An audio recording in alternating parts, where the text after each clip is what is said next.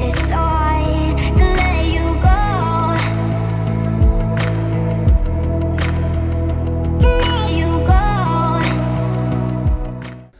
xe Adventure đang là một xu hướng rất hot trong khoảng thời gian gần đây ở nước ta, nhất là đối với phân khối lớn nhập môn từ dưới 400cc mà mình tạm gọi chung là những chiếc mini Adventure, bao gồm 4 sự lựa chọn phân phối chính hãng là Kawasaki Versys X300, KTM 390 Adventure, BMW G310GS và Yontech 310T.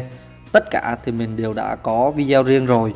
Còn trong vlog ngày hôm nay sẽ là một cái nhìn tổng thể hơn, trên cơ sở đối chiếu so sánh với nhau để chúng ta có thể trả lời được cho câu hỏi là liệu nên mua mẫu mini Adventure nào.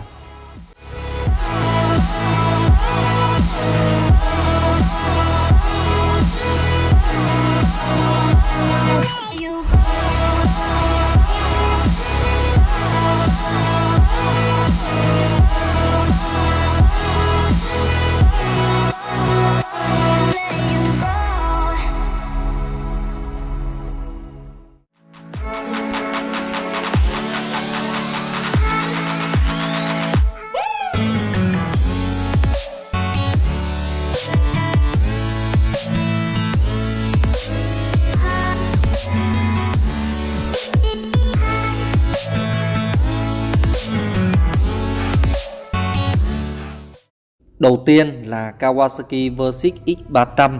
Nếu xét riêng trong những hãng xe lớn không phải Trung Quốc thì đây là sự lựa chọn giá rẻ nhất. Phiên bản City chỉ 145 triệu, còn bản Tourer là 163 triệu, có thêm các phụ kiện đi kèm chính hãng như là thùng đồ, khung chống đổ, trợ sáng vân vân. Đương nhiên là vì giá rẻ nên Versys X300 bị cắt giảm tương đối các trang bị theo xe, khi mà vẫn sử dụng hệ thống đèn bóng halogen, đồng hồ thì dạng cơ kết hợp với LCD, phụ trước dạng ống lồng truyền thống. Tóm lại thì chúng ta chỉ có mỗi phân ABS. Điểm mạnh lớn nhất của Kawasaki Versys X300 theo cá nhân mình đánh giá chính là mẫu mini Adventure duy nhất có khối động cơ xi lanh đôi. Tất nhiên chạy đường trường sẽ êm ái hơn, âm thanh của tiếng bô thì cũng sẽ hay hơn so với xi lanh đơn. Bên cạnh đó còn có một điểm mà chúng ta cũng phải nhắc đến đối với mẫu xe này là cặp vành nhôm nan hoa sử dụng lốp có xăm.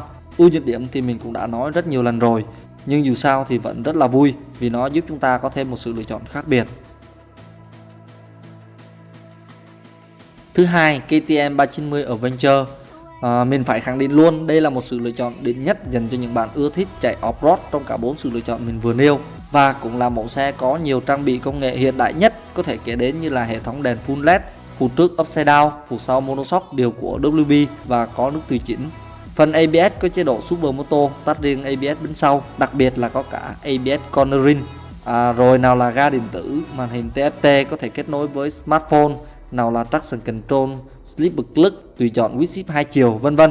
Vấn đề duy nhất mà mình nghĩ là các bạn sẽ lăn tăn đối với KTM 390 Adventure là nằm ở mức giá 175 triệu, hơi cao so với một chiếc phân khối lớn nhập môn.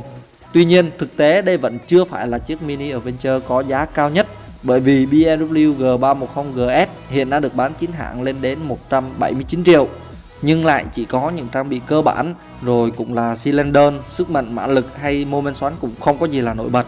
Mình nghĩ chỉ có một lý do duy nhất để mua G310GS chính là cảm xúc về mặt thương hiệu mà BMW mang lại. Sở hữu một chiếc mô tô phân khối lớn của BMW vẫn luôn là một ước mơ lớn của rất nhiều các anh em biker. Bây giờ chúng ta sẽ đến với sự lựa chọn cuối cùng, Yontech 310T.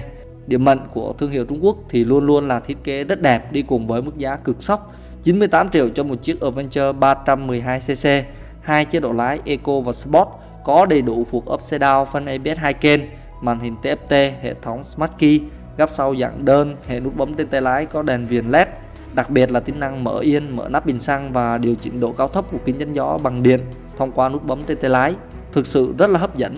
Tuy nhiên, nhược điểm của Yontech 310T theo mình thấy là vẫn sử dụng cặp vành 17 inch cho cả bánh trước và bánh sau, không thuần Adventure như những đối thủ còn lại, với thông số là bánh trước 19 inch và bánh sau là 17 inch.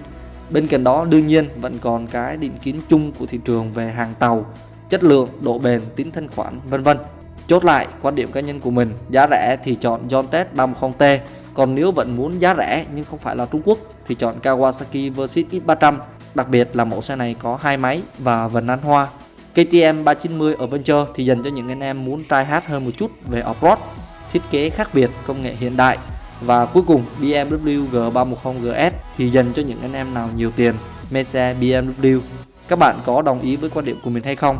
Hãy để lại bình luận ở bên dưới video cho mình biết nhé. Hẹn gặp lại các bạn ở những vlog tiếp theo. Bye bye.